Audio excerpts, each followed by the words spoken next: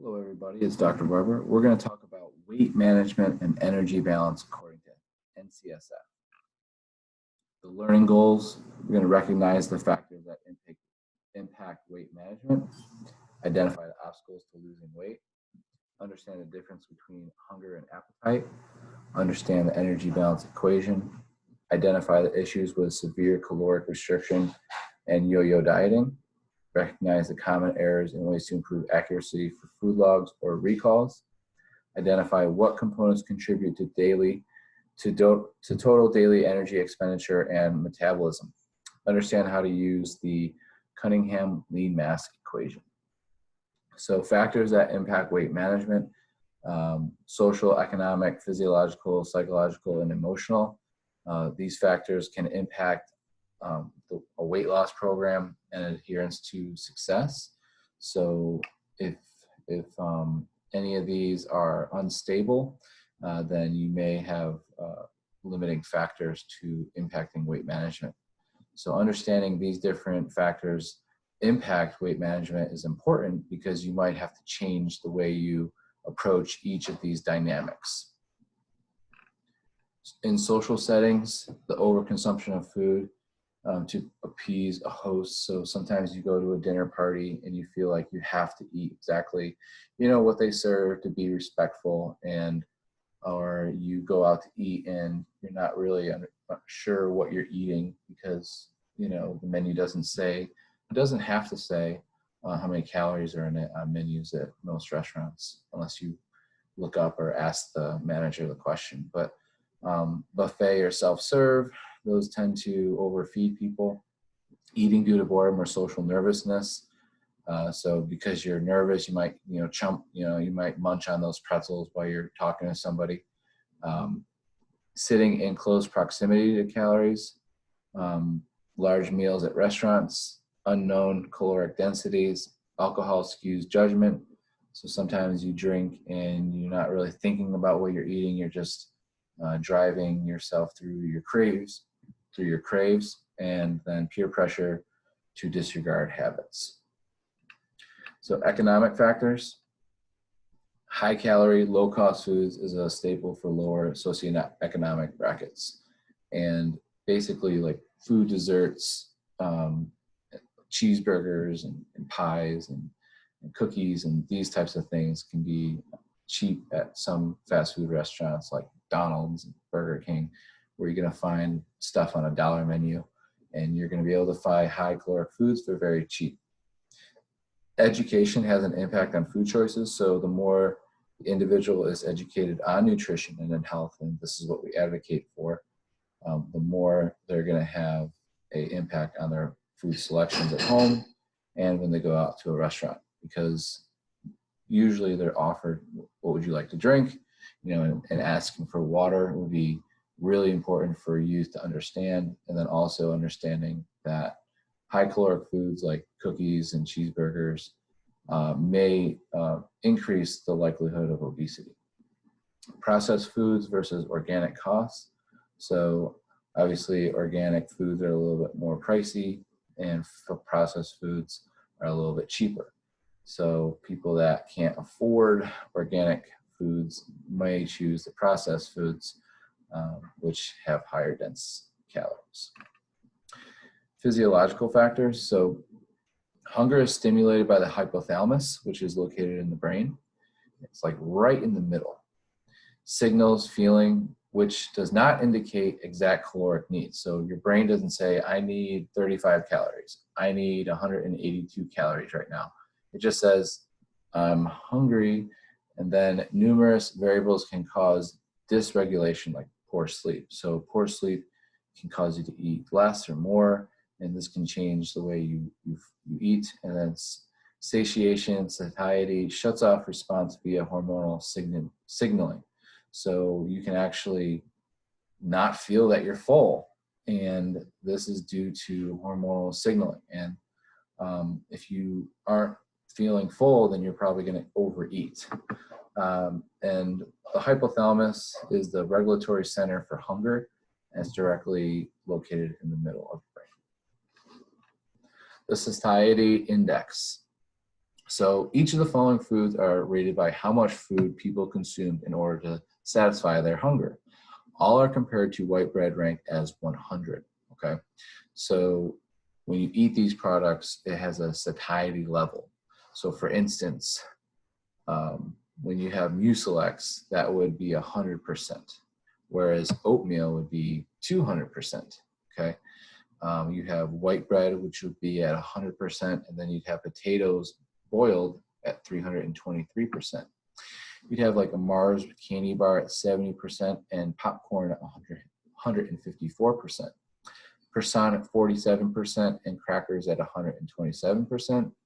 You have lentils at 133%, and you have ling fish at 225%. You have bananas at 118%. You have oranges at 200%. So you want to make sure that you're eating foods that are high in the satiety index rating scale, because you will feel less likely to eat more or want to eat more later on. So something like white bread would be, satiety ranked at 100%, whereas oranges would be 200%, and boiled potatoes would be 323%. Psychological factors. Ignoring hunger or skipping meals promotes appetite. So if you ignore hunger and skip a meal, you're going to create an appetite. And an appetite is when you are basically purging or eating to fulfill this huge hole in your stomach, right? So there's a difference between hunger versus appetite. Appetite is overeating. Taste, textures, emotions, and environments, popcorn and movies. Pleasure eaters prefer foods rich in fat and sugar and salt, like candy and burgers with fries and hot dogs and sodas and these types of things with popcorn at movies. Psychological factors. Psychological considerations can also include behavioral patterns, environmental cues. So you can wake up, have the same thing every single day, and that's behavior. Environmental cues that can be caused by the people or the things that are in your life, and things that you've learned, eating behaviors from your parents, from your siblings, from your spouse, or from your friends, and then perception of the monetary value of food. So you either believe it to, health is wealth, and you believe that what you are is what you eat, or you just eat to satisfy an urge. Do you live to eat or eat to live? Energy balance. So energy balance equals calories consumed versus calories expended. So calories consumed is more than calories expended. Potential weight gain from positive caloric balance. When you have more calories consumed than you have expended, so if you eat, let's just say you eat 3,000 calories and you only burn 2,000 calories, then you are at a positive calorie of 1,000 over what you've consumed. So potential weight gain from positive caloric balance. So when calories expended are greater than calories consumed, potential weight loss from negative caloric balance. So if you are burning more than you are eating, so if you were to burn 3,000 calories and eat 2,000 calories, you'd have a negative ratio of 1,000. So then you have a potential weight loss from negative caloric balance. And then when calories consumed equals calories expended, weight should remain unchanged and isocaloric balance. So you'd stay the same and you wouldn't really move anywhere else. And if you want to maintain, and you are maintaining, if all you have to do is figure out how many calories you're consuming, and that would be a maintenance caloric intake. If you wanted to increase weight, then you would want to add about 500 calories per day. If you wanted to lose weight, you want to take out about 500 calories per day. So excessive energy restriction, large losses of body water and lean mass, or catabolism. Catabolism, it means the breakdown, where anabolism means to build up. Protein needs are elevated when you are in a state of catabolism, and protein stores and amino acids in the muscles end up fueling your energy expenditure, which is not a good thing. So cutting calories below resting metabolic rate causes strong drives to consume food. So if you're cutting calories below your RMR, then you're going to develop these strong drivers to consume food. So my RMR is, I think it's about 2,000. If I'm eating 1,500, I'm going to be in excessive energy restriction. The VLCD are only prescribed to contain 800 to 1,200 calories. Issues with yo-yo dieting. So cyclical loss and gain reduces metabolism over time. So weight loss through diet and then weight gain when diet ends.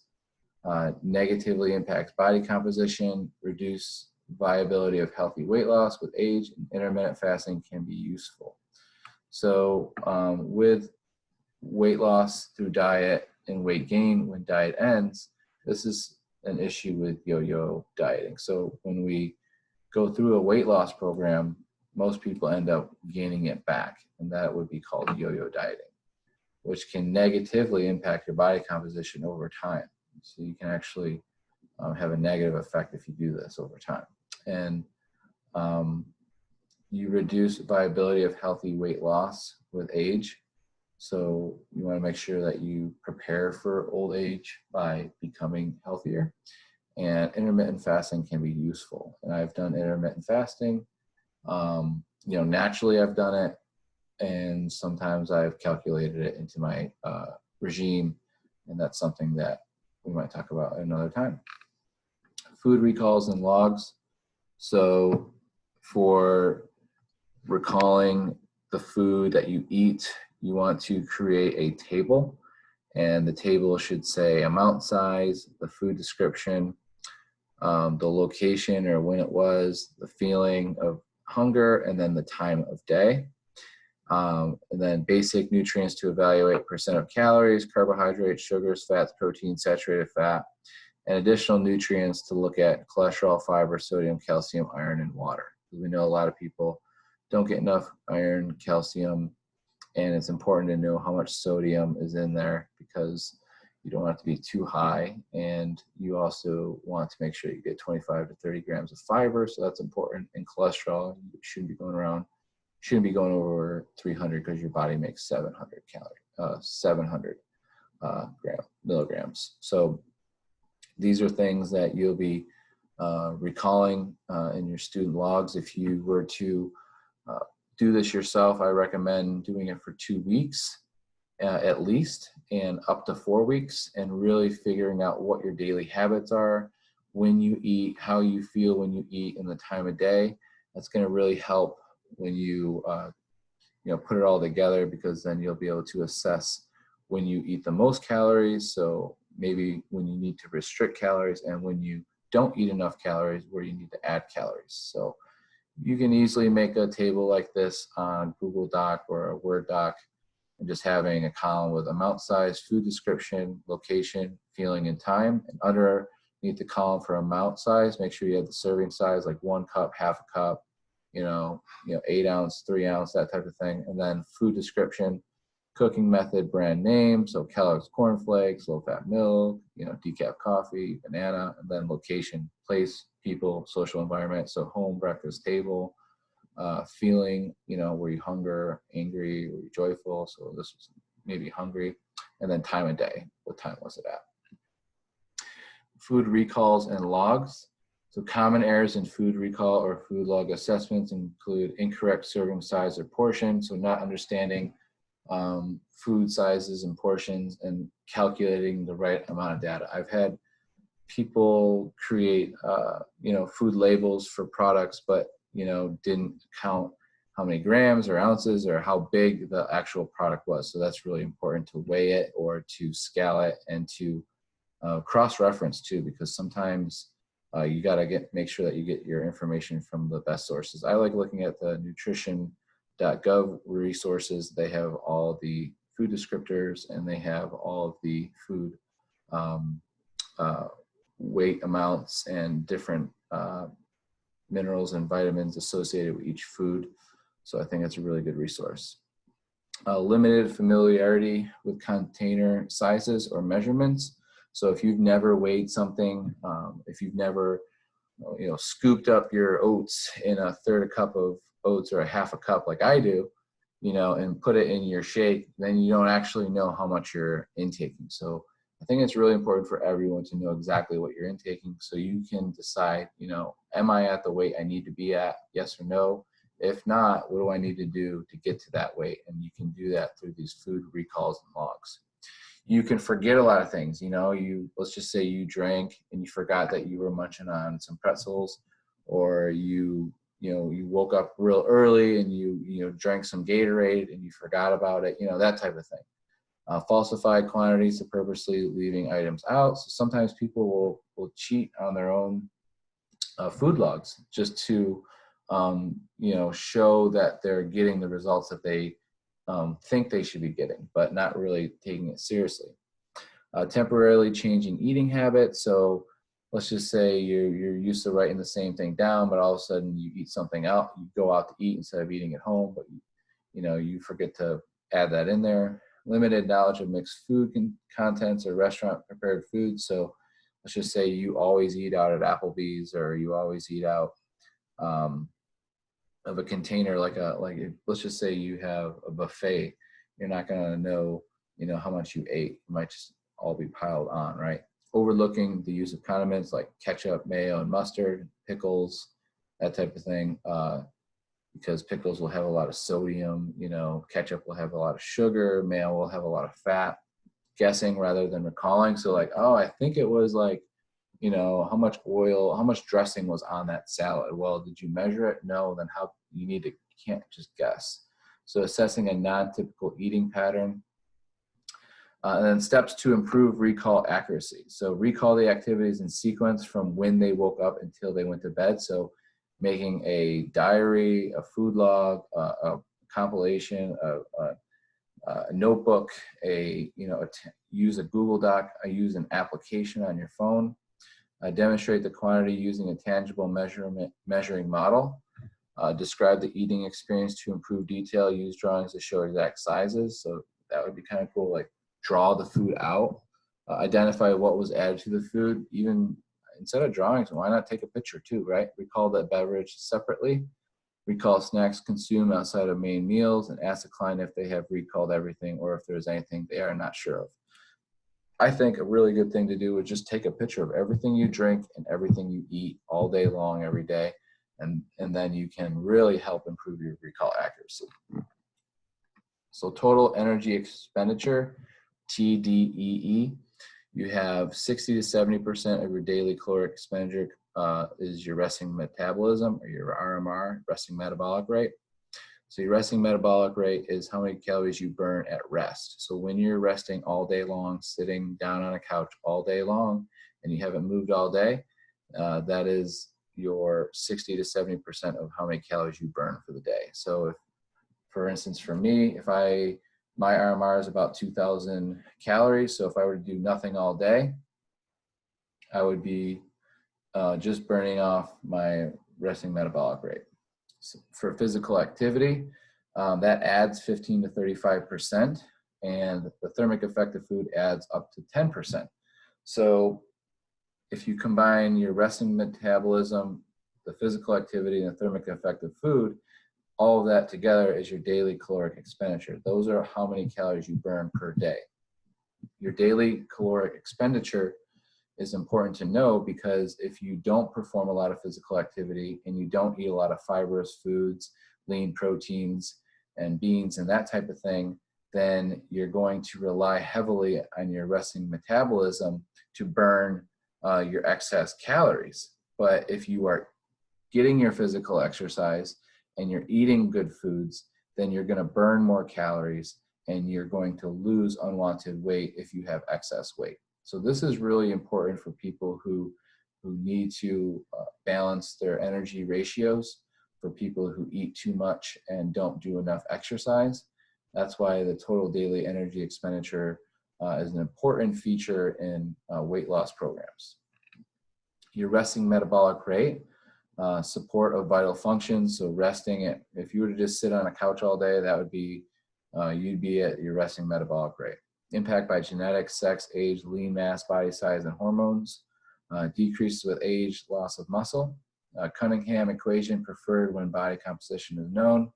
And the Cunningham lean mass equation is your resting metabolic rate equals 21.6 times your fat-free mass in kilograms plus 370. So an example, 42-year-old female weighing 142 pounds with 24% body fat, we would go 142 pounds times 0.24 equals 34 pounds of fat mass. 142 pounds minus 34 pounds of fat mass equals 108 fat-free mass. Divided by 2.2 equals 49 kilograms. So your RMR equals 21.6 times 49 kilograms plus 370 equals 1,428 calories. So that would be how to figure out your resting metabolic rate. But you can also use the Harris-Benedict equation, which we'll talk about in another podcast. Physical activity and exercise accounts for 20 to 30% of TDEE. Couch potato versus an athlete.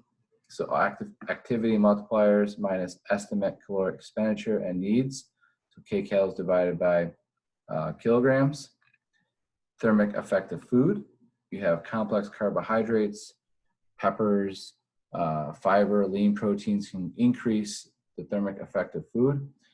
Minimize processed foods, simple fats, and sugars, and can contribute to up to 10% of your TDEE. So the thermic effect of food will help you burn more calories, and it is important in your diet because it can contribute to weight loss. And physical activity obviously is one of the most important features of reducing weights. You can estimate your caloric expenditure and needs in multiple different types of calculators that we'll talk about in the future. And everyone, I hope you're all doing well out there. And that's going to be it for weight management and energy balance.